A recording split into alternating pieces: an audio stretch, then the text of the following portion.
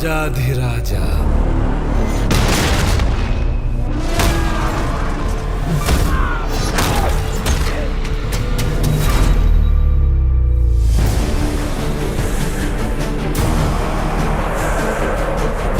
ದೇವಲೋಕ, ಭೂಲೋಕ, ಪಾತಾಳಲೋಕ,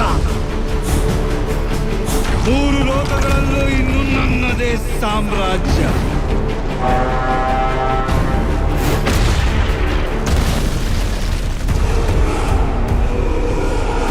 ರಾವಣ ರಾಜ್ಯ. ಸೃಷ್ಟಿಗೆ ಸಂಕಷ್ಟ ಒದಗಿದಾಗಲೆಲ್ಲ ಮಹಾವಿಷ್ಣು ಸ್ವತಃ ಅವತರಿಸಿ ಅದನ್ನು ರಕ್ಷಿಸಿದ್ದಾನೆ. ನನ್ನ ಜ್ಯೇಷ್ಠ ಪುತ್ರ ರಾಮ.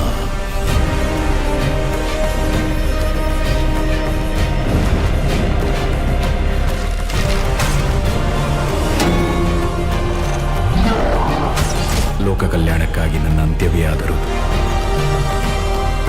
ಅದಕ್ಕೆ ನಾನು ಸಿದ್ಧ.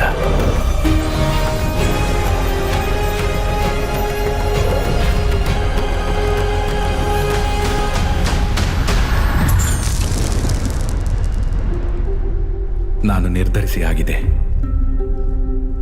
ಒಬ್ಬ ಪುತ್ರನಾಗಿ ನನ್ನ ತಂದೆ ಕೊಟ್ಟ ಮಾತನ್ನು ಪಾಲಿಸುವುದು ನನ್ನ ಕರ್ತವ್ಯ.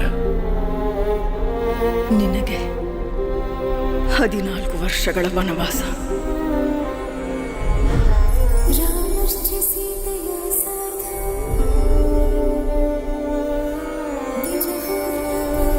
ವಿವಾಹದ ವೇಳೆಯಲ್ಲಿ ನೀವು ನನಗೆ ಕೊಟ್ಟ ಮಾತು ಮರೆತು ಬಿಟ್ಟಿರಾ?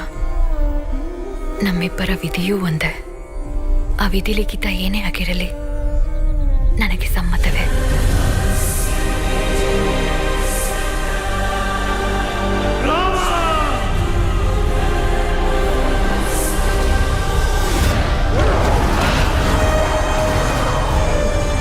ಜನಸ್ಥಾನದ ರಾಜಕುಮಾರಿ ಶೂರ್ಪಣಖಿ.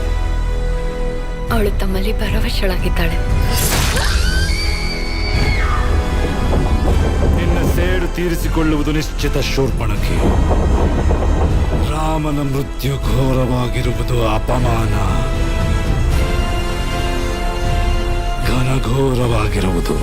ರಾವಣ 3 ಲೋಕದ ಅಧಿಪತಿಯಾದರೆ ಆ 3 ಲೋಕಗಳ ಸಾಕ್ಷಿಯಾಗಿ ಅವನನ್ನು ವಧಿಸುತ್ತೇನೆ. ನನ್ನ ಸೀತೆಯನ್ನು ನಾನು ಮರಳಿ ಕರೆತರುತ್ತೇನೆ.